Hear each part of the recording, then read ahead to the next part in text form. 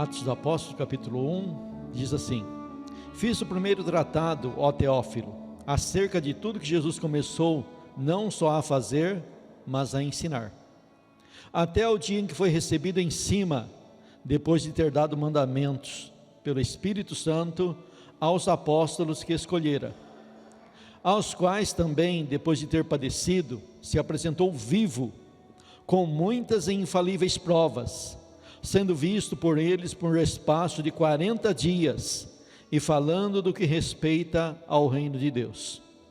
E estando com eles, determinou-lhes que não se ausentassem de Jerusalém, mas que esperassem a promessa do Pai, que, disse ele, de mim ouvistes. Porque na verdade João batizou com água, mas vós sereis batizados com o Espírito Santo, não muito depois desses dias.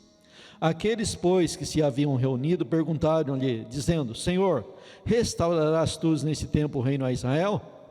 E disse-lhes: Não vos pertence saber os tempos ou as estações que o Pai estabeleceu pelo seu próprio poder, mas recebereis a virtude do Espírito Santo, que há de vir sobre vós, e ser-me-eis testemunhas, tanto em Jerusalém, como em toda a Judéia e Samaria, e até os confins da terra.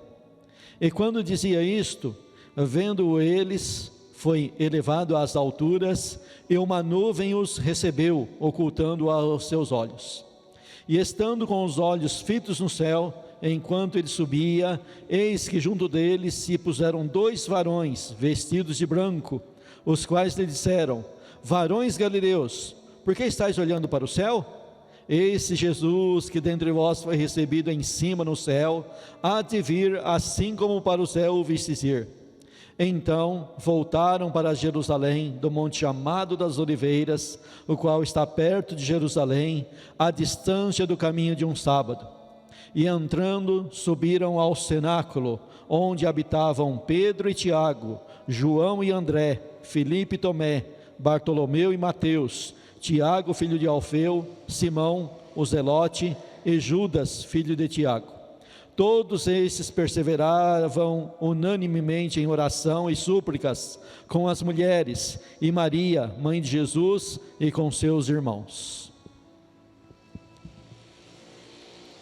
Então nós estamos dando continuidade à apostila Teologia Sistemática, o Senhor Jesus Cristo, na página 21, tópico 3, a obra de Cristo.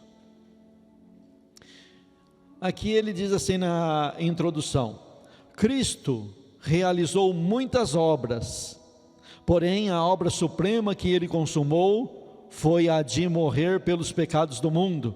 Mateus capítulo 1, versículo 21, João capítulo 1, versículo 29.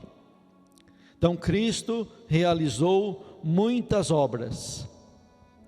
O apóstolo João, escrevendo o seu evangelho, João, ele relata que Jesus Cristo fez muitas obras, e ele dizendo assim, eu cuido que se fosse escrever tudo o que Jesus fez, nem o mundo inteiro caberia os livros, de tanta obra que Jesus realizou.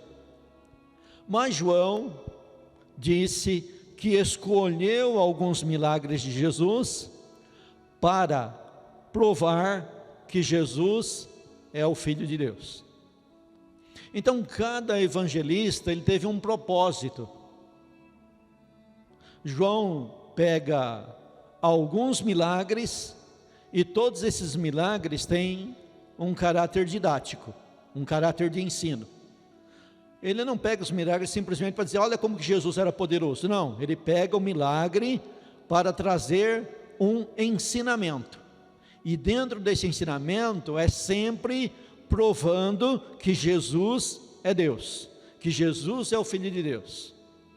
Então cada apóstolo ao escrever teve um objetivo. Mateus teve um outro objetivo, então ele relata de um jeito um pouco diferente, porque o objetivo dele é provar que Jesus Cristo é rei. Marcos escreve um pouco diferente, porque o objetivo de Marcos é provar que Jesus é o servo que veio para servir, e vai por aí afora. Mas todos eles têm algo bastante em comum. Todos os apóstolos, ao escrever, têm algo em comum. Todos eles relatam a morte de Jesus. Então a morte de Jesus é a obra principal. O interessante é que Jesus fez muitos milagres, mas a Bíblia vai exaltar não os milagres, mas a obra da morte na cruz do Calvário. Porque pensa bem, o que adiantaria vários milagres e depois essa pessoa não poder entrar na presença de Deus? Seria uma coisa assim, sem utilidade, seria uma coisa inútil. É igual a turma diz aí, ó, nadou e morreu na praia. Então a morte de Jesus é a obra principal do Evangelho. Não estamos diminuindo as outras era para mostrar a obra principal, que é a morte na cruz do Calvário. Então ele fala aqui, ó, incluídas nessa obra expiatória, presta bem atenção, aqui o autor da apostila aqui, do estudo que nós estamos fazendo, ele vai pegar uma obra e dividir em 3 partes. Para quê? Para ficar fácil de estudar. É aquilo que você pega assim, um assunto, e você vai alongar esse assunto para trazer um entendimento mais profundo. Então ele divide a obra de Cristo em 3 partes. Incluídas nessa obra expiatória figuram a sua morte, que é a principal, a ressurreição e a ascensão. Então na obra de Cristo, na obra principal dele, tem 3 divisões. Primeira divisão, a morte dele. Segundo ponto, a ressurreição dele. E o terceiro ponto, a ascensão. E nós vamos então falar delas uma por uma. Não somente devia ele morrer por nós, mas também viver por nós. Não somente devia ressuscitar por nós, mas também ascender para interceder por nós diante de Deus. Então o que ele está dizendo aqui?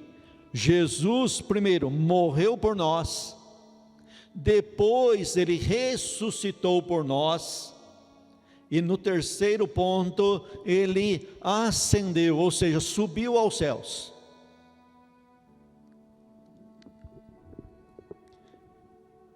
E aí ele vai dizer aqui em Romanos 8, 34, capítulo 4, versículo 25, são todas passagens que fala que Jesus morreu, Jesus ressuscitou e Jesus subiu aos céus.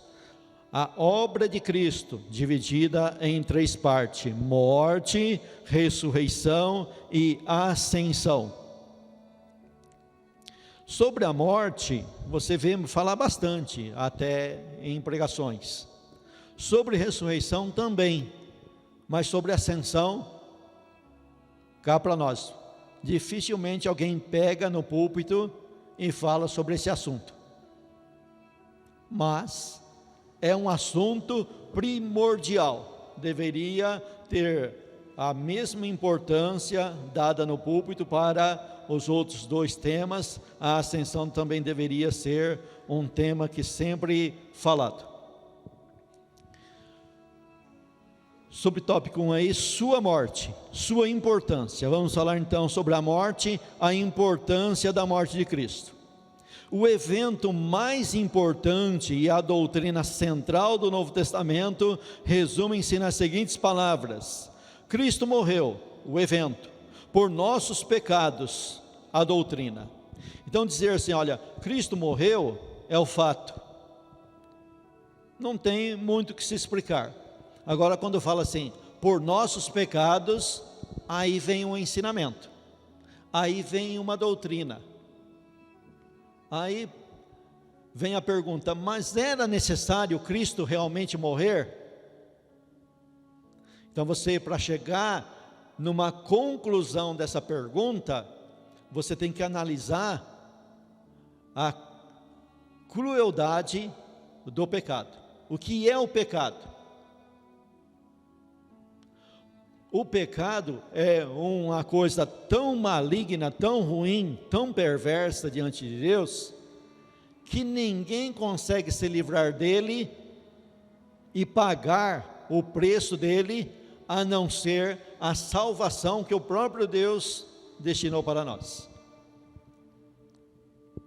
Para você entender isso, você tem que começar a ver assim, a santidade de Deus, a justiça de Deus. Deus não pode simplesmente passar a mão na nossa cabeça e falar assim: eu sou bonzinho, tudo bem, está perdoado. Ele não pode fazer isso, porque fere a santidade e a justiça dele. Existem duas coisas em Deus: uma é chamada amor e outra é chamada justiça. E ele não pode, ao salvar uma pessoa, ele não pode ferir nenhuma dessas duas coisas.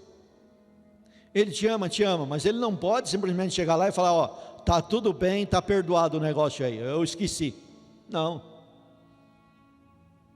porque a santidade dele exige uma punição, porque senão ele não seria santo do jeito que ele diz e a Bíblia diz. Então o pecado exige uma punição. Sem punição não existe perdão do pecado. Só pode ser perdoado se houver uma punição. Só que se essa punição for colocada em mim e você, está perdido. E se for falar para mim, para você assim: tá bom, eu vou te perdoar, mas você tem que me pagar. Sabe quando que a gente vai pagar? Nunca. Então por isso a necessidade da cruz. Por quê? Porque a santidade de Deus tem que ser colocada em prática. Ela tem que ir lá e executar a parte dela, a justiça. Não pode perdoar sem justiça, tem que perdoar com justiça. Como está escrito: o salário do pecado é a morte. Existe uma pena de morte para o pecado. Sem a pena de morte executada, não existe perdão dos pecados. Aí o que Deus faz? Deus então envia Cristo para morrer na cruz do Calvário. Aí sobre ele é aplicada a pena de morte. Por isso que a Bíblia diz que ele morreu pelos nossos pecados. Ele não pecou, ele não errou, ele não fez pecado nenhum, mas ele morreu por causa do nosso pecado. Quer dizer, a nossa conta, a nossa dívida foi colocada nele, e ali foi executado a sentença nele, tá? Então, essa é a doutrina. A gente tem que começar a pensar na doutrina, e essa doutrina, você vai estender ela muito longe, bem longe mesmo. É uma coisa assim que você... É uma doutrina que tem mais ou menos 2000 anos, e ela não pode ser mudada. A cruz não pode ser mudada, a cruz não pode ser anulada. A mensagem da cruz, a mensagem da morte de Jesus é o centro do Evangelho, é o fundamento, é a base, não pode tirar isso daí. Aí ele vai dar então 1 Coríntios capítulo 15, versículo de número 3, vamos ler lá, 1 Coríntios 15, 3.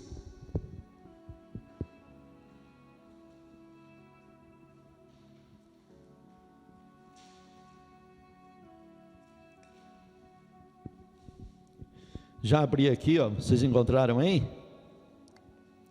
Paulo dizendo aqui, porque primeiramente vos entreguei o que também recebi, que Cristo morreu por nossos pecados, segundo as Escrituras.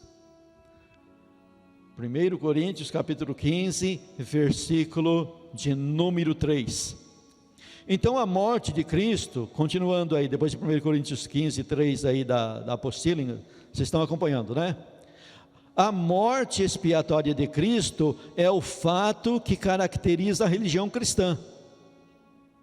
Martinho Lutero declarou que a doutrina cristã se distingue de qualquer outra, e muito especialmente daquela que apenas parece ser cristã, pelo fato de ser ela a doutrina da cruz. Lembra quando Paulo começa a escrever aos Coríntios, como que ele se dirige à igreja de Coríntios? Como que ele chegou pregando o evangelho lá na cidade de Coríntios? Ele chegou não com palavras difíceis, com filosofias, com coisas complicadas, mas ele chegou pregando Cristo e este crucificado. É o evangelho. O evangelho é pregar Cristo e Cristo crucificado. Que essa mensagem é loucura para o judeu e não tem nenhuma sabedoria assim para o grego, sabe? Para eles é loucura. Como o judeu fala assim, mas peraí, cruz. Aí o grego, né, metido a filósofo, fala, mas espera aí. É como alguém deu a Bíblia para um camarada metido a filósofo ler. Ele começou a ler lá em Mateus, lá, e começou a ler lá a genealogia. Mas aí o camarada fica meio assim, sabe? Mas o evangelho é isso daí, é a cruz, é pregar sobre a cruz, é falar da cruz, é viver a cruz, é acreditar que um homem nasceu, viveu de maneira perfeita e no final foi para a cruz, para quê? Para pagar o meu e o teu pecado. Isso é o evangelho, e isso é uma obra de Cristo. Cristo fez essa obra. E no decorrer então da história da igreja, veio os reformadores, e ele diz aqui, todas as batalhas da reforma travaram-se em torno da correta interpretação da cruz. O ensino dos reformadores era este: quem compreende perfeitamente a cruz, compreende a Cristo e a Bíblia. Então a mensagem da cruz, ela tem mais de 2000 anos e ela continua sendo atual. A cruz, na realidade, é vergonha para muitos, mas como diz Paulo, para nós não.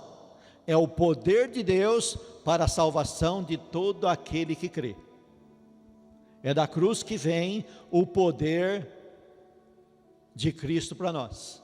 É pela cruz. Temos que entender sobre a cruz de Cristo. Temos que falar dela, viver ela, crer nela e carregá-la. E temos que levar esse ensino adiante. É essa característica singular dos evangelhos que faz do cristianismo a única religião, pois o grande problema da humanidade é o problema do pecado. E a religião que apresenta uma perfeita provisão para o resgate do poder e da culpa do pecado tem um propósito divino. Jesus é o autor da salvação eterna, Hebreus capítulo 5, versículo 9, isto é, da salvação final. Tudo quanto a salvação possa significar é assegurado por Ele. Então a religião cristã é a única religião na terra que dá a solução para o problema do pecado. Por quê? Porque através da morte de Cristo, nós obtemos o perdão dos nossos pecados cometidos, antes de termos fé. E depois que estamos nessa caminhada, porque quando nós entramos nessa jornada cristã, que nós chamamos de jornada cristã, nós somos chamados para a santificação. Só que, nesse decorrer da nossa caminhada cristã, nós tropeçamos em muitas coisas, ainda cometemos pecado, não cometemos pecado como pecávamos antes, mas ainda cometemos, não estamos no estado perfeito, mas a cruz, ela lida com isso aí também, porque na realidade, se você olhar para os escritos dos apóstolos, principalmente as cartas, principalmente Pedro e Paulo, eles nos ensina uma santificação através da cruz, porque quando nós nos colocamos na cruz, nós então crucificamos com Cristo o velho homem, e nós temos que considerar que o nosso velho homem foi crucificado com Cristo lá na cruz do Calvário, e dessa maneira, esse velho homem não tem mais o direito de governar a nossa vida, nascemos de novo, somos nova criatura. Então a cruz de Cristo tem que operar em nós o seu poder de santificação. É através da cruz que nós vamos nos santificando. Por isso que Pedro escreve lá na sua carta dizendo assim, olha, armai-vos com esse pensamento, aquele que padeceu na carne, já cessou do pecado. O que ele está dizendo? Para você se considerar o seu velho homem, sendo crucificado com Cristo lá na cruz do Calvário, não hoje, mas há 2000 anos atrás. Então, o velho homem já foi crucificado com Cristo. Por isso Paulo diz assim, olha, não vivo eu, mas Cristo vive em mim. Como que Cristo vai viver em mim e em você? Através da cruz. É o poder da cruz que faz isso. Então, por isso, a sua importância, a importância da morte de Jesus, ela pagou o preço do pecado que nós havíamos cometido, e ela continua agindo em nós, de maneira que a gente caminhe por um caminho de santificação, a ponto de o pecado realmente ser, na nossa vida, um tropeço, sim, mas não uma prática constante. Aquele que vive no pecado, numa prática constante, e gosta dele, é porque não nasceu de novo, é porque a cruz não está operando na vida dele, é através dessa cruz. Seu significado, subtópico B aí, havia certa relação verdadeira entre o homem e seu Criador. Aqui ele está falando antes da queda, né? Antes da queda, Adão tinha, como diz o pastor Juvenal, um dedo de prosa todos os dias, na viração do dia, né? Então toda tarde ele tinha um dedo de prosa, ou seja, ele mantinha comunhão com o seu Criador. Mas foi dito para ele no pacto das obras, que se ele fizesse o que não poderia ser feito, então nesse dia ele morreria. E ele desobedeceu e partiu para o erro. E aí eu pergunto para você, lá em Gênesis, você vê ele caindo duro, morto? Você não vê, né? Não, ele não caiu duro, morto, virou um cadáver, não.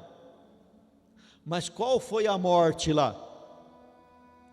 A morte lá no sentido de separação, que a gente teme essa morte física, mas na realidade, a morte terrível é a morte de separação de Deus. Porque antes de vir para o Evangelho, nós éramos cadáveres ambulantes, éramos mortos, como está escrito em Efésios no capítulo 2. Nós éramos mortos. Em que sentido? Separado de Deus. Então, quando Adão comete o pecado, o juízo é automático, houve a separação. O pecado faz separação entre a criatura e o Criador. O pecado separa, é a morte. Aí quando vem o Evangelho, vem a semente dentro de nós, nós então ressuscitamos, aí nós começamos a viver. Em outras palavras, de João 3 lá, nós nascemos de novo.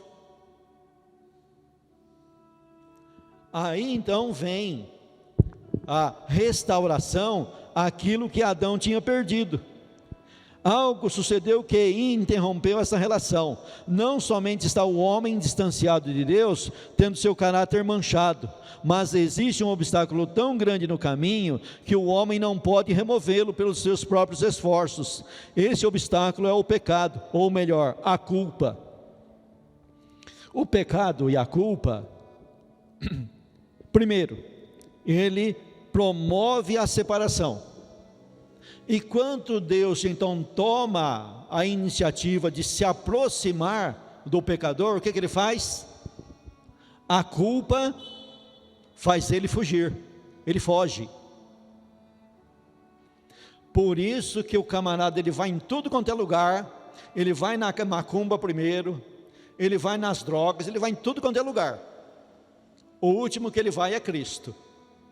Ele foge até não poder fugir mais, mas ele foge. O que faz ele fugir? Primeiro é o pecado, depois é a culpa. O pecado faz a separação e a culpa, Adão, onde você está, Adão? Eu me escondi. Eu ouvi a tua voz e me escondi porque eu estava mas quem te mostrou?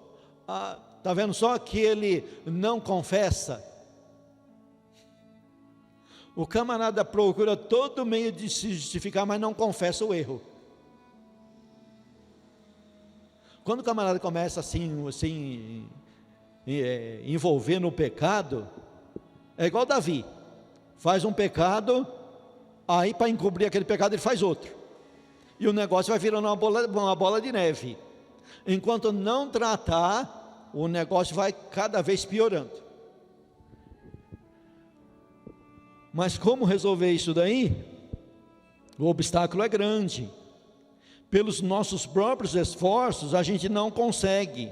Porque voltando lá em Gênesis, Adão e a esposa tentaram remediar o negócio.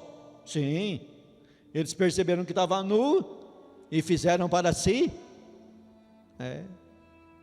O camarada procura em tudo quanto é meio boas obras, fazer esmola, fazer bem. Não, mas eu sou bonzinho. Ixi, eu não mereço ir para o inferno não. Mas o obstáculo é grande e só Deus pode fazer. Só Deus pode realizar. Aí ele diz aqui então: o homem não pode remover esse obstáculo. A libertação terá que vir da parte de Deus. Então, na parte da salvação, foi Deus que tomou a iniciativa. Quando Deus cria o homem antes dele pecar, a iniciativa era de Deus. Deus criou o homem, colocou ele no jardim do Éden. Ele não falou para o homem: vem aqui no céu me visitar, vou dar condições para você vir aqui no céu me visitar. Não, ele não fez isso. Ele colocou Adão no jardim e ele tomou a iniciativa de toda tarde ir conversar com Adão. Aí Adão peca, Deus toma a mesma atitude, toma a iniciativa. E depois do pecado, Deus toma a iniciativa. Não é o homem que se decide, é Deus que decide. É Deus que toma a iniciativa. Sabe aquela conversa que nós falamos e criamos o hábito e falamos de púlpito? Eu encontrei Jesus Cristo?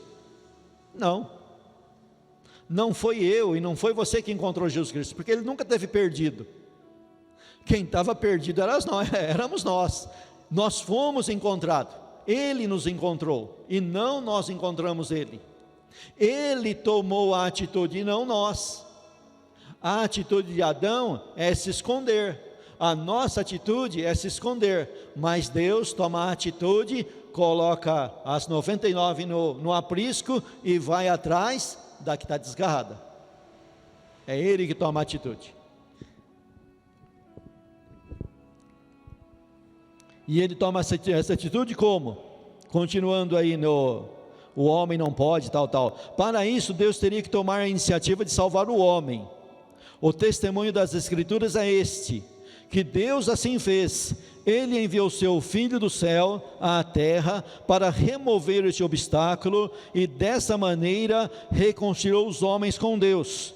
Ao morrer por nossos pecados, Jesus removeu a barreira, levou o que deveríamos ter levado, realizou por nós o que estávamos impossibilitados de fazer por nós mesmos. Isso ele fez porque era a vontade do Pai. Essa é a essência da expiação de Cristo.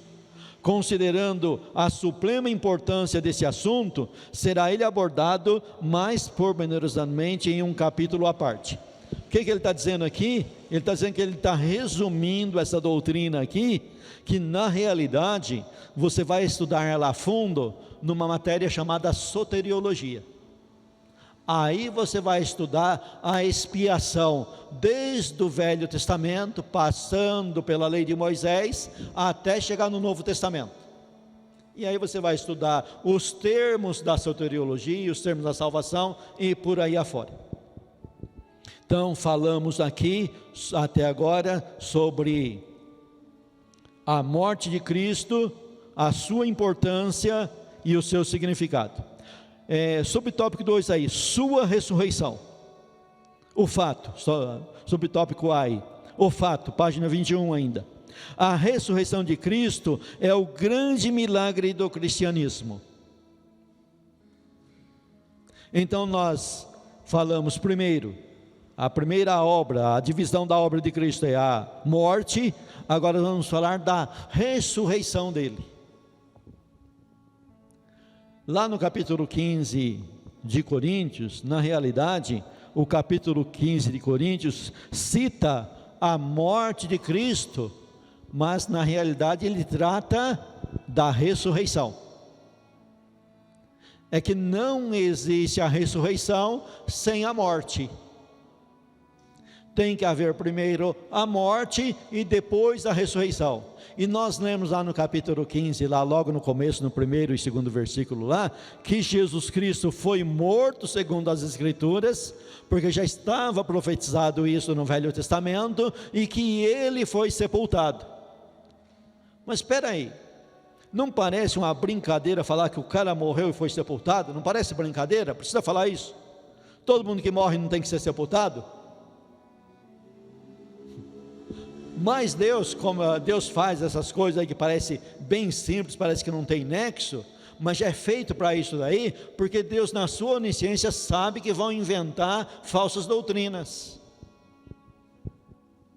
E qual foi a falsa doutrina que inventaram logo lá no começo? Uma das, inventaram muitas, mas uma delas, Jesus Cristo não morreu na cruz do Calvário.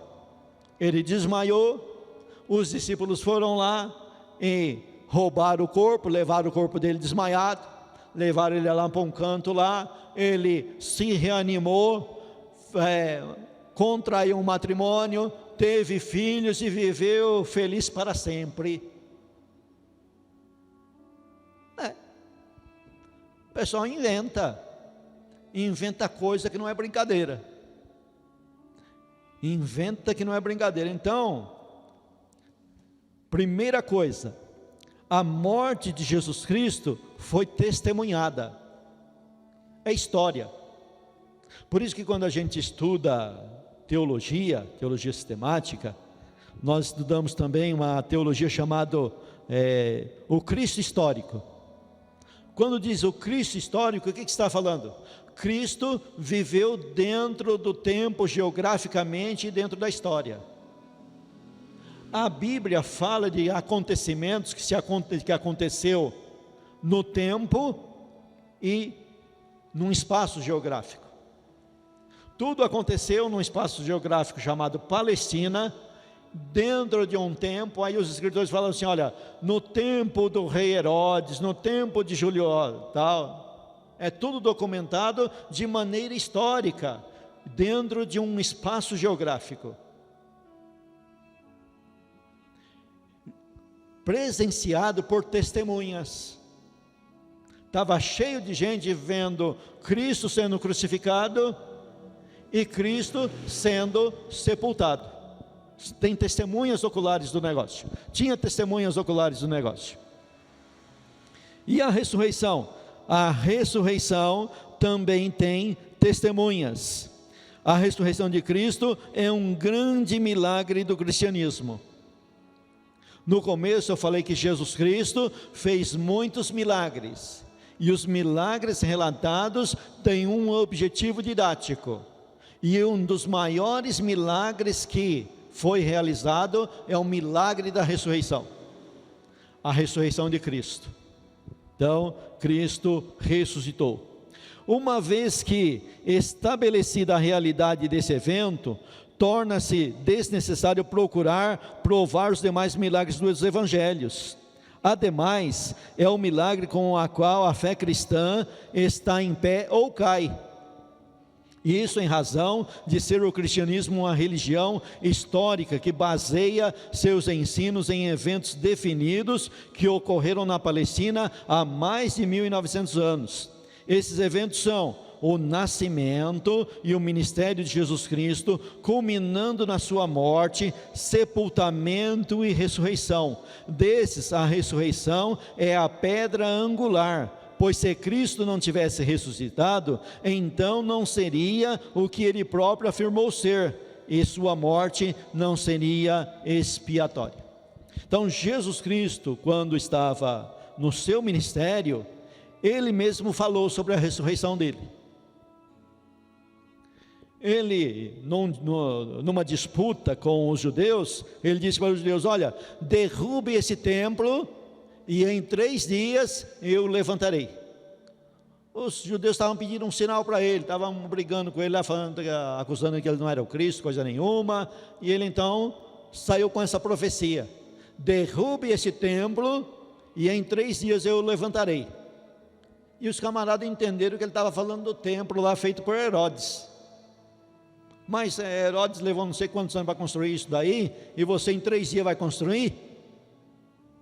Mas a interpretação era que ele estava falando do templo do corpo dele.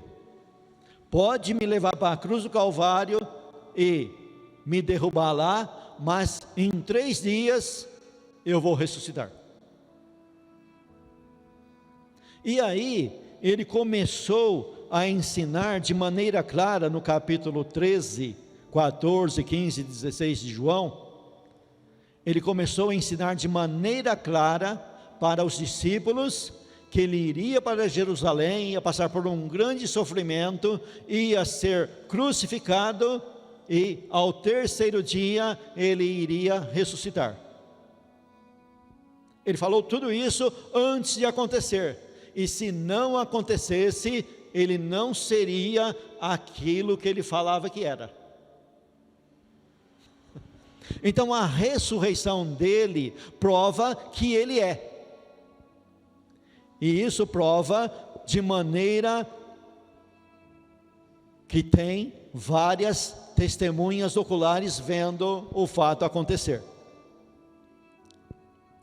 Se Cristo não houvesse ressuscitado, então os cristãos estariam sendo enganados durante séculos. Os pregadores estariam proclamando um erro, e os fiéis estariam sendo enganados por uma falsa esperança de salvação.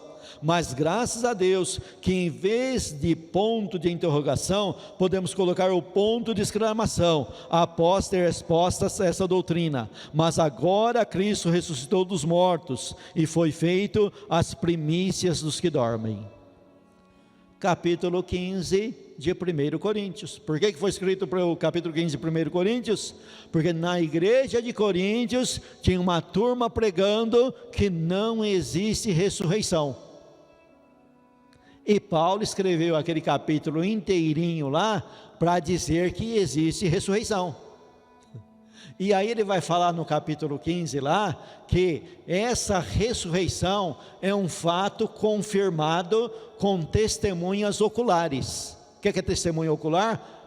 Que viu com os olhos. E João, na sua primeira carta, ele vai mais longe, ele diz assim: olha, nós vimos, nós ficamos admirados olhando, e nós apalpamos.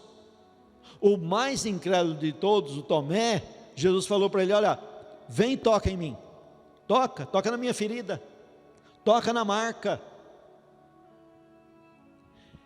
E no capítulo 15, Paulo vai dizer que Jesus Cristo foi visto por mais de 500 pessoas. Foi o mundo inteiro que viu ele? Não, não foi. Foi um pouco mais de 500 pessoas que foram preparadas de antemão por Deus para serem testemunha. Não é qualquer maluco que vai ser testemunha lá diante do juiz. Não é qualquer traste que Deus ia escolher para ser testemunha. É a pessoa certa. Por que ele não foi lá aparecer diante de Júlio César, diante de Herodes? Não, não é esses daí. Eram pessoas que ele escolheu para ser. Tinha os 12 apóstolos? Tinha.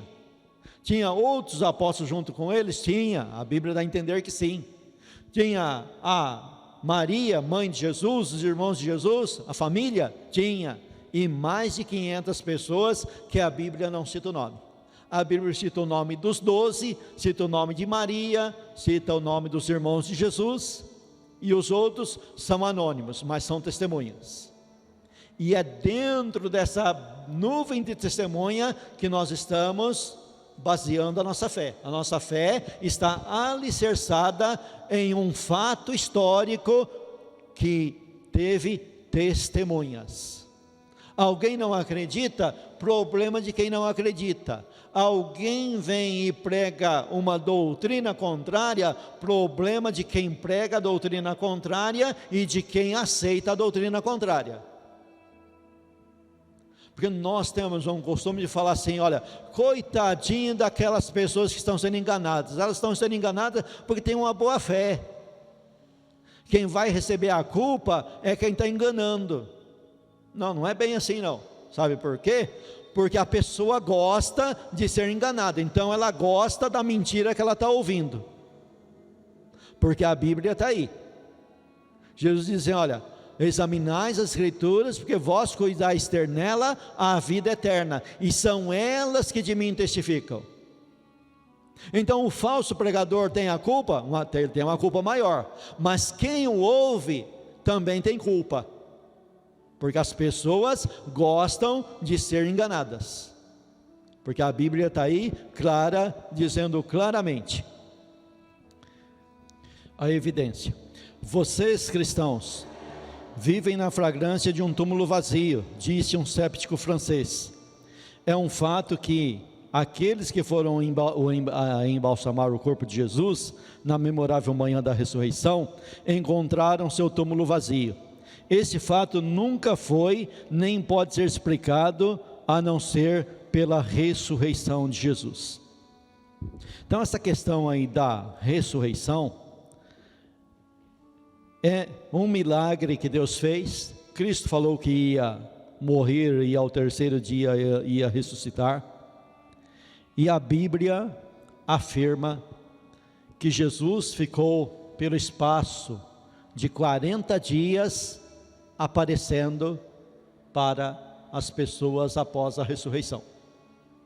É um fato bem documentado com testemunhas oculares. Logo de cara, já houve uma invenção. Mateus capítulo 28 registra lá a mentira dos judeus. Quando as autoridades dos judeus ficaram sabendo, eles então subornaram os guardas e falaram para os guardas: olha, vocês vão falar o seguinte: a gente dormiu durante a noite e veio os seus discípulos e roubaram o corpo dele. Foi a primeira mentira que inventaram. Depois apareceu várias outras versões para falar que Jesus Cristo não ressuscitou. E até hoje existe, mas nós ficamos com as Escrituras, a evidência das Escrituras. Há somente uma resposta satisfatória a essas perguntas: Cristo ressuscitou. Então, como ele levanta aqui, né? Que faremos com o testemunho daqueles que viram a Jesus depois de uma ressurreição, muitos dos quais o apalparam, falaram e comeram com ele, centenas dos quais, Paulo disse, estavam vivos naqueles dias, muitos dos quais cujo testemunho inspirado se encontra no Novo Testamento.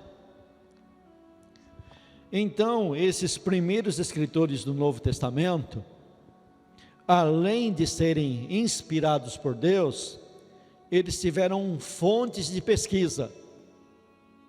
Igual, tem um escritor chamado Lucas, que ele não foi testemunha ocular. Ele não viu nada do que ele escreveu, mas ele foi nas fontes de pesquisa. Ou seja, ele foi com as pessoas que tinham visto. Então o Novo Testamento é escrito por pessoas que presenciaram, no caso de João, Mateus, Pedro, eles presenciaram.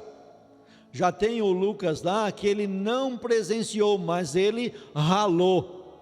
Ele ralou e foi atrás. Ele foi pesquisar. E ele não pesquisou em biblioteca.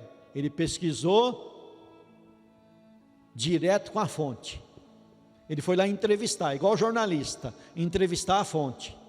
Você viu? Vi. E ele então relatou o livro de Lucas. Aí no livro de Atos ele começa, só que aí ele já vai ser testemunha do que? Do que Paulo, do que Deus fazia através de Paulo. Até onde ele conseguiu estar junto com Paulo, ele foi testemunha de muitos fatos. Mas outros fatos ele não era testemunha, ele era um relator, um escriba do que contavam para ele. Mas em tudo isso, aí ele fala aqui, como explicaremos a conversão de Saulo de Tarso, um perseguidor do cristianismo? Saulo lá aparece em Atos dos Apóstolos, né? Ele aparece lá em Atos dos Apóstolos como um perseguidor. Aí de repente ele tem um encontro com o Cristo glorificado. Aí ele até em uma de suas cartas ele fala assim, olha, a mim como um abortivo Jesus Cristo apareceu a mim. Então eu sou o menor dos apóstolos, porque persegui a igreja de Cristo, e ele apareceu a mim como um abortivo, então eu sou como um abortivo. Ele se considerava um abortivo, ele dizia assim, olha, eu não sou digno de ser chamado apóstolo, mas ele era um apóstolo, porque uma das credenciais do apóstolo é ter visto Cristo. Só que era ter visto Cristo na primeira parte como homem e depois ressuscitado. Para Paulo ali ele não viu como homem, ele só viu Cristo glorificado, mas viu.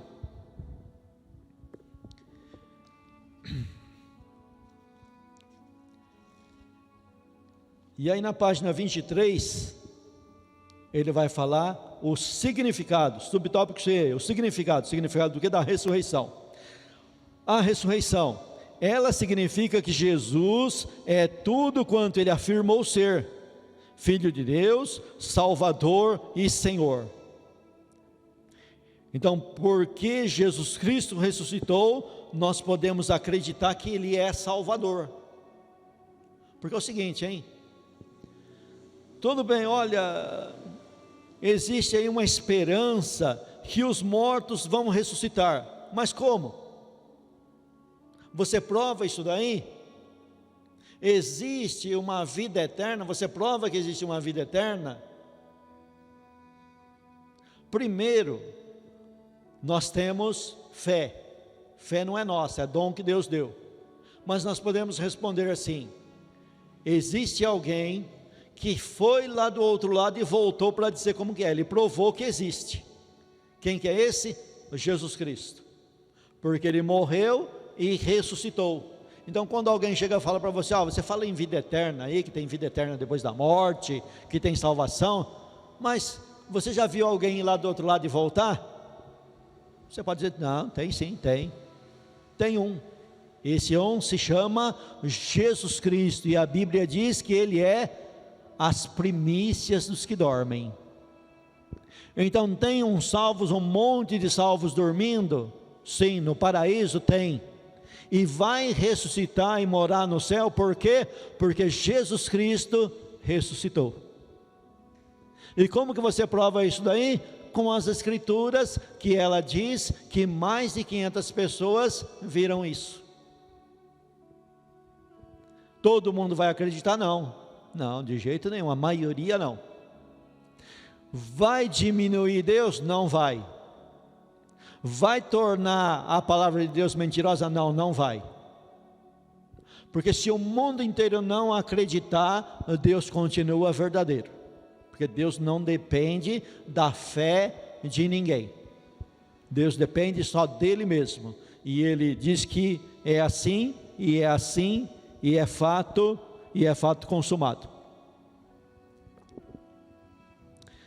A resposta do mundo às reivindicações de Jesus foi a cruz. A resposta de Deus, entretanto, foi a ressurreição. O que o autor está dizendo aqui? Jesus Cristo reivindicou que Ele é Deus. Quando em carne e osso, Ele reivindicou: olha, eu sou. Ele disse abertamente que é Deus. Diante do sumo sacerdote, o sacerdote disse: olha, eu te conjuro por Deus que me fale a verdade, é você o Cristo? Ele falou: olha, eu nasci para isso, vim para isso. Diante de Pilatos, ele também confirmou. Se ele fizesse o contrário, ele falasse não, eles liberariam ele, não crucificariam ele, mas porque ele falou sim, mesmo sabendo que ia para a cruz do Calvário, ele falou sim, eu sou. Então ele tem uma reivindicação, ele é rei, ele é senhor, ele é salvador. A resposta do mundo para essa reivindicação dele foi o quê? Cruz. Condenaram ele à cruz. Parece que está tudo perdido. Aí Jesus Cristo fala assim: olha, daqui um pouco, lá em João, né? Daqui um pouco, vocês não vão me ver, e o mundo vai ficar contente, e vocês vão estar chorando, mas depois de um tempo, vocês vão me ver, e vocês vão se alegrar, e o mundo vai chorar. Isso se cumpriu na crucificação de Cristo. Os discípulos se acovardaram, todo mundo, correu todo mundo chorando. As mulheres que não correu, mas estava lá no pé da cruz chorando, tudo triste. Os homens correram, as mulheres não. Mas o que as mulheres faziam? Só chorar. Dá para fazer mais alguma coisa além disso? Só chorar. O que Jesus falou para elas? Filhas, não chores por mim, chore por vocês e pelos vossos filhos. Porque se fazem isso com o lenho verde, que dirá com o seco? Se estão fazendo isso comigo que sou tudo, imagina com quem não tem nada. Então chore pelos vossos filhos. Mas passou os 3 dias, Jesus Cristo ressuscitou. Aí é o que ele está dizendo aqui, foi a resposta de Deus ao mundo. O mundo deu uma resposta, cruz para ele. Aí Deus dá, dali 3 dias, a resposta para o mundo: esse é o meu filho, eu ressuscitei ele, está aqui. A resposta foi dada ao mundo. O mundo viu? Não, o mundo não viu. Mais de 500 pessoas viram, e a igreja ficou com a resposta para anunciar ao mundo. O mundo acredita? Não, não acredita. Mas tem alguém do mundo que acredita e vem para a igreja. Então nós continuamos com a mensagem da ressurreição. Aí depois então, ele continua dizendo aqui: a ressurreição é realmente a consumação da morte expiatória de Cristo. Então veja que um ensinamento leva ao outro. Infelizmente, muitas das vezes, em mensagem de púlpito, o camarada vai pregar sobre a ressurreição. E ele começa a pregar sobre a ressurreição, principalmente em épocas festivas, referente à ressurreição mesmo. E ele começa assim: a gente não acredita num Cristo morto, porque o nosso Cristo vive e nós vivemos também. Engraçado, dá a impressão que ele está diminuindo a morte, sendo que na realidade não pode diminuir a morte de Cristo. É um ensinamento puxando o outro. A ressurreição não anula a morte. Não é dizer assim, olha, o Cristo ressurreto é mais forte do que o Cristo que passou pela cruz do Calvário. Não tem isso daí. A ressurreição é para provar que Deus aceitou a obra expiatória de Cristo na cruz do Calvário. É dizer, está vendo? Eu aceitei. A obra da morte dele foi aceita, por isso que eu estou ressuscitando ele. E tem mais uma, hein? É uma ressurreição para sempre. É diferente da ressurreição de Lázaro, é diferente da ressurreição do filho da viúva de Naim, é diferente das ressurreições que houve no Velho Testamento, ou mesmo ressurreições que houve na época de Cristo, que não é citado nos evangelhos, que houve também muitas, ou mesmo depois no ministério da igreja, que também sempre houve ressurreição, nunca parou de haver ressurreição, só que essa ressurreição que existiu é diferente da ressurreição de Cristo. A ressurreição de Cristo é uma ressurreição de glorificação, é um corpo glorificado que agora não morre mais. Ou seja, Lázaro foi ressuscitado, mas na mesma semana estavam procurando matar ele, e depois ele morreu. E todos os que ressuscitaram no Velho Testamento, ou mesmo no Novo, morreram novamente. Mas a ressurreição de Cristo é a primeira ressurreição com um corpo glorificado. Então ele sobe com um corpo glorificado, ele aparece para João na ilha de Patmos e diz, olha, eis eu estou aqui, fui morto, mas eis que vivo para todo sempre. Então agora a morte não tem mais domínio sobre ele. É essa a ressurreição do último dia que nós vamos ter dentro do capítulo 15 de 1 Coríntios, que o corpo do santo é lançado no pó, mas no dia da ressurreição vai haver a ressurreição de um corpo glorificado semelhante ao corpo de Cristo. E por que nós podemos acreditar nisso? Porque Cristo ressuscitou com esse corpo, e nós teremos um corpo semelhante ao dele. E nós acreditamos nessa doutrina, nessa palavra. Então a ressurreição significa que temos um sumo sacerdote no céu, que se compadece de nós, que viveu a nossa vida e conhece as nossas tristezas e fraquezas, que é poderoso para dar-nos poder para diariamente vivermos a vida de Cristo. Jesus, que morreu por nós, agora vive por nós. Então Jesus Cristo ressuscitou de uma vez por todas, não morre mais, a morte não tem mais domínio sobre ele, então ele se tornou o sumo sacerdote eterno. Aí vai se fazer então a comparação com os sacerdotes da ordem araônica, da tribo de Levi, que ali o próprio salmista diz assim, olha, que os sacerdotes do Velho Testamento eram trocados como se troca uma muda de roupa, uma veste. Por quê? Porque a veste se envelhece, apodrece, então tem que jogar a veste fora e comprar uma veste nova. Assim eram os sacerdotes da ordem de Arão, da tribo de Levi. O camarada Arão foi o primeiro sumo sacerdote, um bom sacerdote, mas chegou o tempo de partir, morreu. Veio o filho dele, também chegou o tempo de partir. Teve sacerdotes bons e péssimos sacerdotes, mas o mesmo os bons não conseguia chegar ao ponto de ser eterno. Por quê? Porque o pecado atrapalhava. E aí chegava o tempo de morrer, morria e se trocava. Jesus Cristo não. Por isso que agora no Novo Testamento, nós não podemos aceitar mais mediação de um sacerdote na terra. Não tem mais isso. O sacerdócio araônico foi extinto quando Jesus Cristo morreu na cruz do Calvário.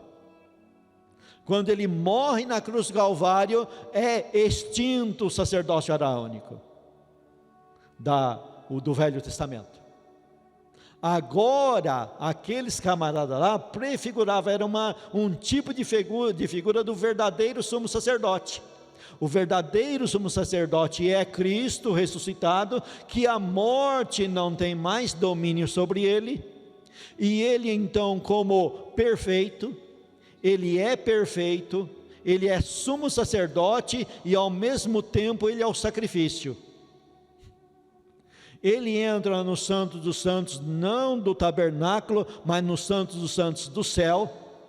Ele entra como sumo sacerdote, tem um trono para o sumo sacerdote, com a vida dele perfeição, vida humana perfeita, e o sacrifício perfeito. Porque na realidade, os animais eram apenas uma figura. O sacrifício perfeito é o sacrifício de Cristo. Cristo é sumo sacerdote e a oferta ao mesmo tempo. Oferta nos dois sentidos, porque tinha dois tipos de oferta no Velho Testamento: a oferta pelo pecado e a oferta de louvor. Ele é tanto a oferta pelo pecado como a oferta de louvor. Ele tanto perdoa o pecado, como tem um bom cheiro diante de Deus, e aí ele agrada a Deus. O sacerdócio dele agrada a Deus, então ele é sumo sacerdote para sempre, segundo a ordem de Melquisedeque, tá? Isso ele conseguiu por causa da ressurreição. Por isso que ele pode ser intermediário, ser mediador, ser sumo sacerdote entre Deus e o homem. Ele é o representante do homem diante de Deus, por causa da obra de morte e ressurreição que ele realizou. Agora, indo para o tópico 3 aí, sua ascensão. No começo da lição, desse ponto, nós falamos que a obra de Cristo é dividida em 3 partes. Primeiro, a morte. Segundo, a ressurreição. E agora, a ascensão. O que é a ascensão? É muito pouco falado em púlpito esse assunto de ascensão. Na maioria das vezes se lê, mas não se explica, não é isso?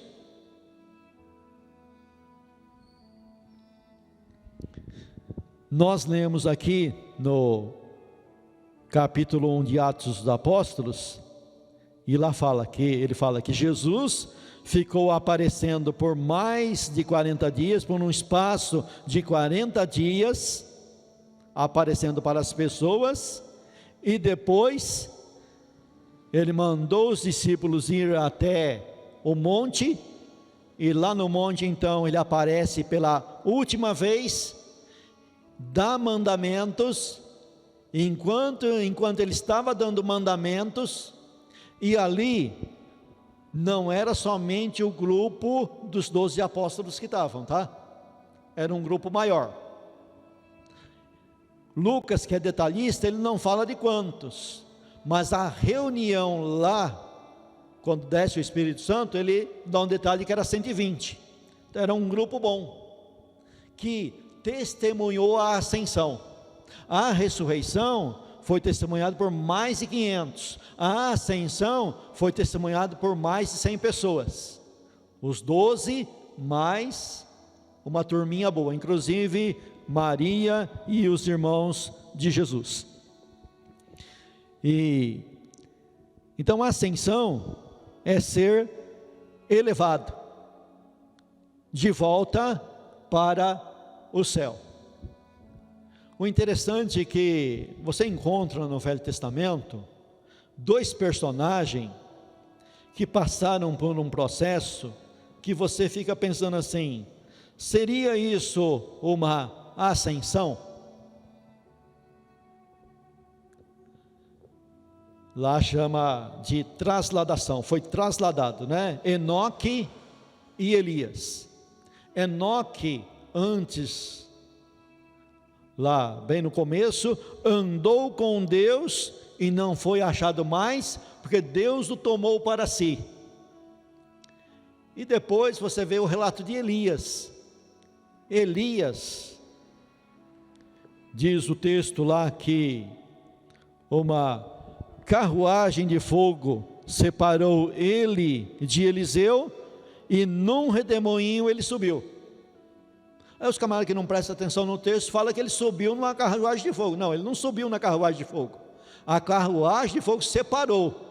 Ele subiu num redemoinho.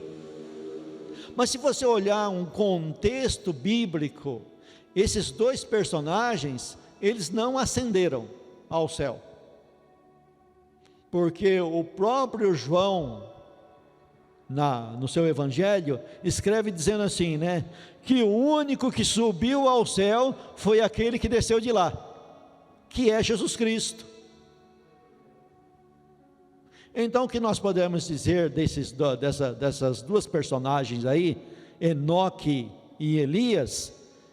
Sim, que Deus o levou, mas não para o céu dos céus, levou para o paraíso, para algum lugar muito bom, muito melhor do que aqui, mas não para os céus dos céus. Os céus dos céus, o único que subiu ainda foi Jesus Cristo. Por que eu estou dizendo isso? Porque a igreja cristã, na época da Era das Trevas, inventou várias doutrinas de ascensão, inclusive a ascensão de Maria. Tem a ascensão de Maria, tem a ascensão de Enoque, e a igreja inventou várias doutrinas falsas. E por enquanto, somente um ascendeu ao céu. Você pega Hebreus capítulo 11 e capítulo 12. No capítulo 11 você encontra os heróis da fé. E ele vai tratando sobre os heróis da fé, e ele, de repente, ele dá uma notícia assim, ele fala assim, olha, todos eles morreram na fé, mas não alcançaram a promessa. Por quê? Para que eles sem nós não fossem aperfeiçoados, querendo Deus algo melhor a nosso respeito. Ou seja, Deus nivela todo mundo por baixo pelo pecado, e diz, olha, vai todo mundo ascender ao céu junto, mas Jesus Cristo foi o primeiro. Então, na ressurreição do último dia, a igreja, com todos os salvos, tanto do Velho como do Novo Testamento, inclusive essas figuras que nós podemos chamar como o profeta da Paraíba, os medalhões. Todos os medalhões ali do Velho Testamento, não esses aí que andam cobrando horrores de dinheiro para pregar, não estou falando desses aí não, estou falando do santo mesmo. Todos os camaradas heróis da fé, junto com todos naquele dia, vai subir ao céu, fazer o mesmo caminho que Jesus Cristo fez, mas Jesus é o primeiro. Por quê? Porque ele tem a primazia em tudo, ele é a primícia dos que dormem. Então ele é o primeiro, tá? Mas por que houve a ascensão de Cristo? Os evangelhos, o livro dos Atos e as epístolas são testemunho da ascensão. Qual o significado desse fato histórico? Presta bem atenção, ele está chamando aqui de fato histórico. Por que é um fato histórico? Porque houve testemunhas em um ponto geográfico. O evangelista Valdomiro gosta muito desse negócio, desse nome geográfico, ele é a área dele, falou em geografia com ele mesmo, mapa geográfico. Então houve um mapa geográfico, aonde? No monte, né? No monte lá da Palestina, num lugar certo, rodeado de testemunhas, Jesus é elevado aos céus, de maneira paulatina, devagar. Eles ficaram olhando, admirado, até o anjo chamar a atenção deles. Veio um anjo chamar a atenção. Mas por que vocês estão admirados aí? Esse Jesus que vocês viram subir, vocês vão ver ele descer de novo. Vocês vão ver ele voltar para fazer o resto da obra que ele ainda não terminou. Então a doutrina da ascensão vai dizer, junto com a ressurreição, que Deus aceitou a obra de Cristo. Por quê? Porque ele foi recebido no céu. A porta está aberta, o caminho está aberto. Jesus fez o caminho, Jesus passou pela porta. Aí você tem o salmista lá no Salmo 24, né? Levantai, ó portas das vossas cabeças, levantai-vos, ó por entradas eternas, e entrará o Rei da Glória. Só que esse Rei da Glória agora entrou de um pouco diferente da maneira que ele desceu. Quando ele desceu e encarnou no ventre de Maria e teve um corpo, ele era Deus. Mas agora ele tomou um corpo, ele tem uma parte humana. Então ele sobe com uma parte humana. Aí tem aquela doutrina complicada das duas naturezas de Cristo, bastante complicado para falar sobre isso daí, que na realidade, quando ele sobe com essa natureza humana, ressuscitada, num corpo perfeito.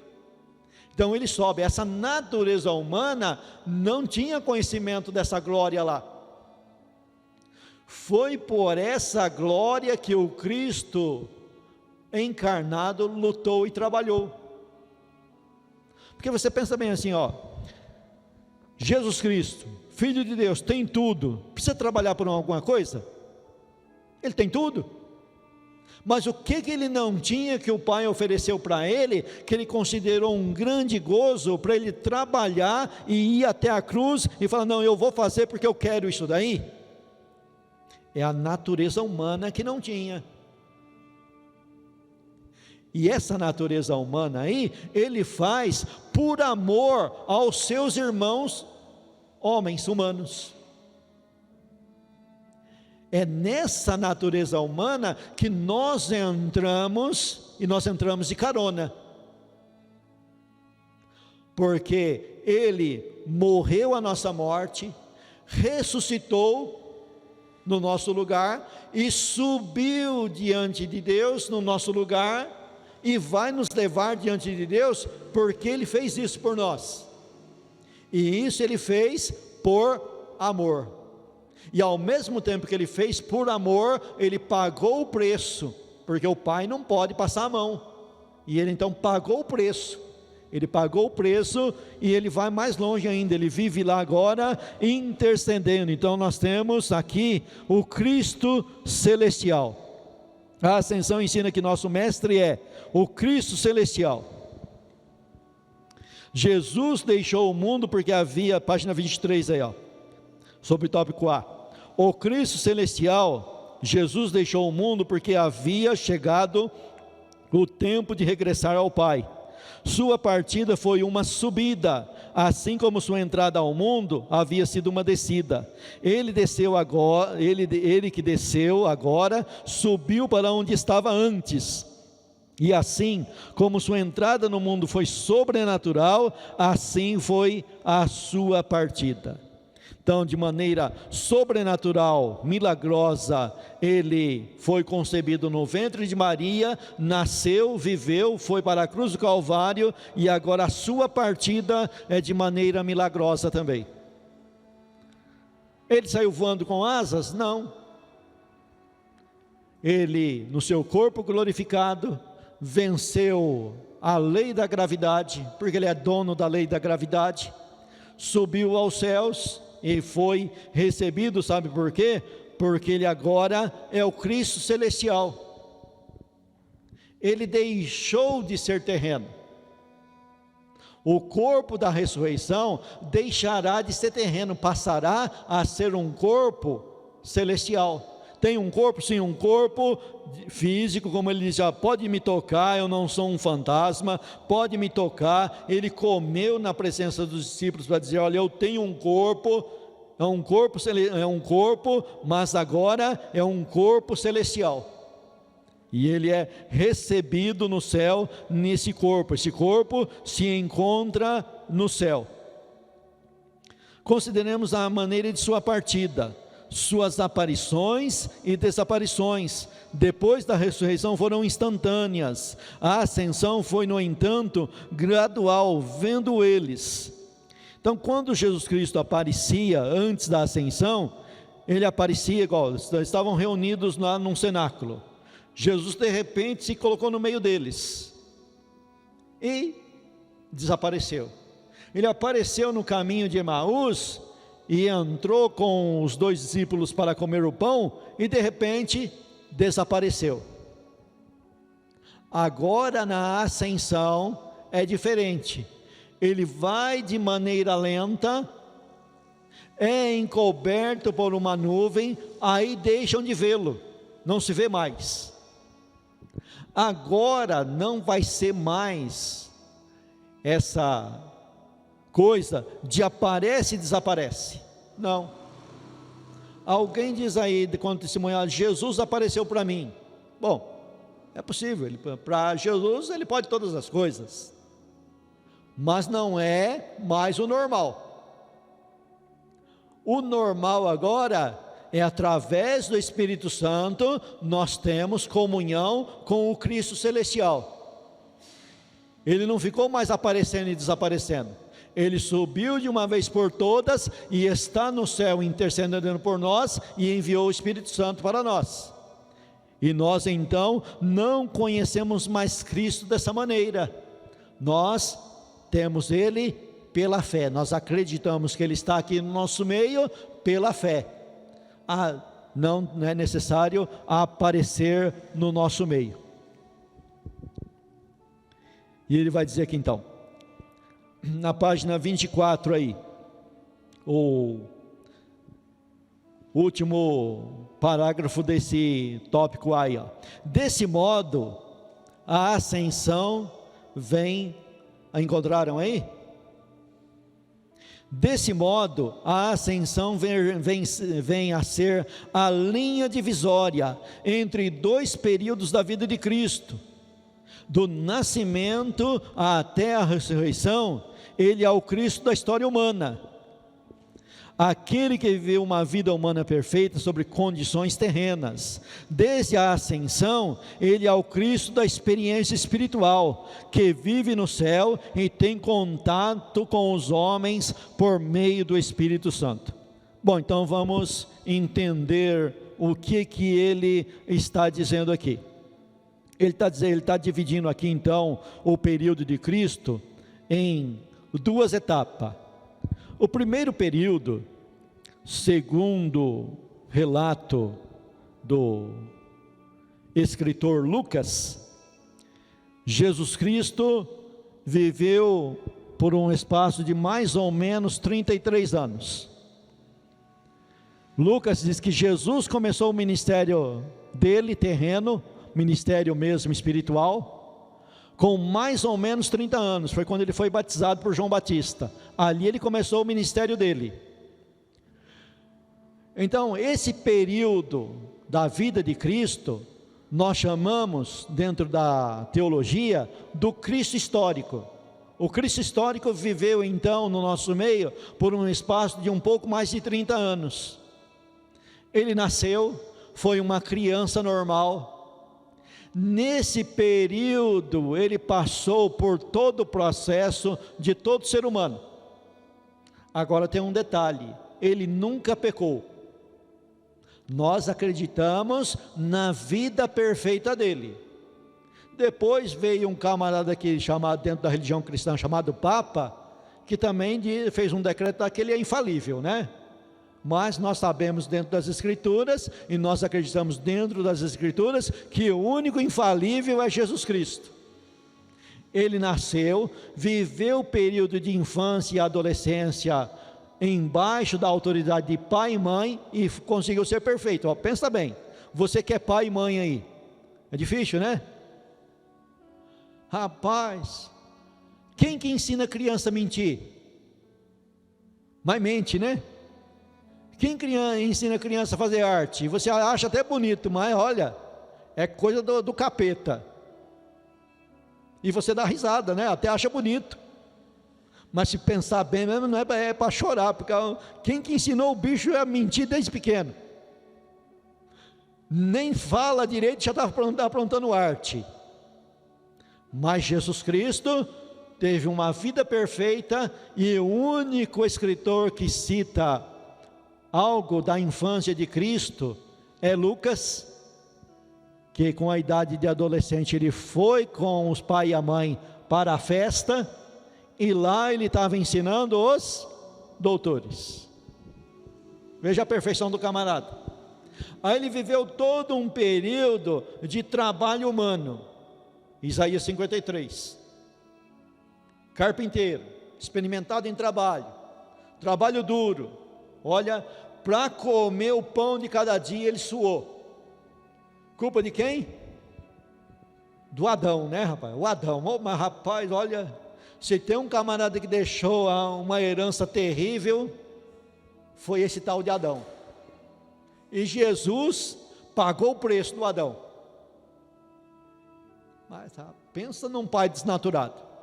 Mas Jesus pagou o preço, até chegar no ponto de ser crucificado. Então ele viveu uma vida correta, uma vida justa, e morreu na cruz do Calvário pelo pecado que não era dele. Tudo isso aí é o Cristo histórico.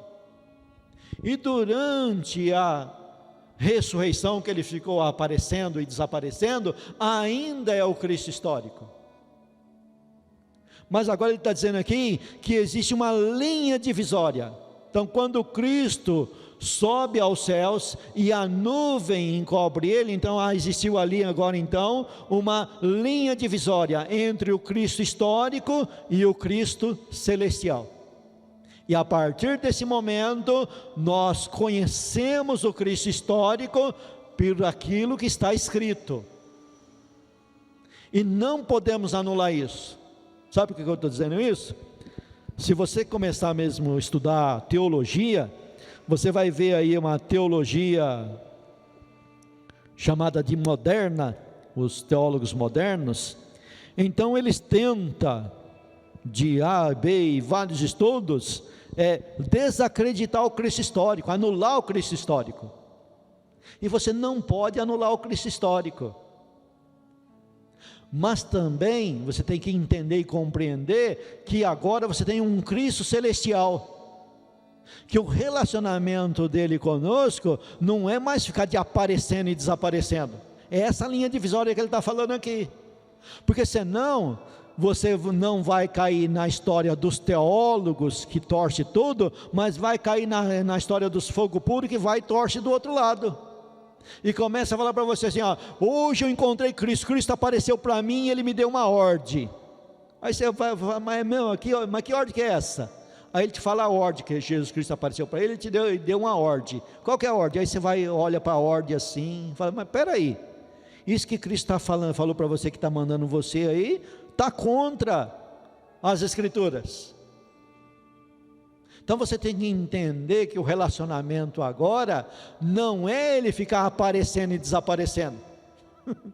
Ele subiu e está fazendo um trabalho de sumo sacerdote, advogado, intermediário a seu favor lá no céu, e deixou você aqui na terra junto com o Espírito Santo para continuar o trabalho dele. Ele está fazendo o trabalho lá no céu e a igreja continua o trabalho dele aqui na terra, até ele voltar. Porque, como diz o anjo, chamou a atenção, esse Cristo que vocês viram subir, da mesma maneira ele vai descer. Para quê? Para ressuscitar os que são seus e julgar os que não são, e colocar todo mundo na linha. Tá bom? Então nós vamos parar por aqui, já são 9h05. Na próxima aula então a gente termina essa apostila, tá? Ele falou de maneira bem resumida sobre a morte, falou de maneira bem resumida sobre a ressurreição, e deixou um espaço maior para falar sobre a ascensão. Por quê? Porque a ascensão é a parte menos falada nos cultos normais, tá bom? Então na próxima aula a gente continua aí na parte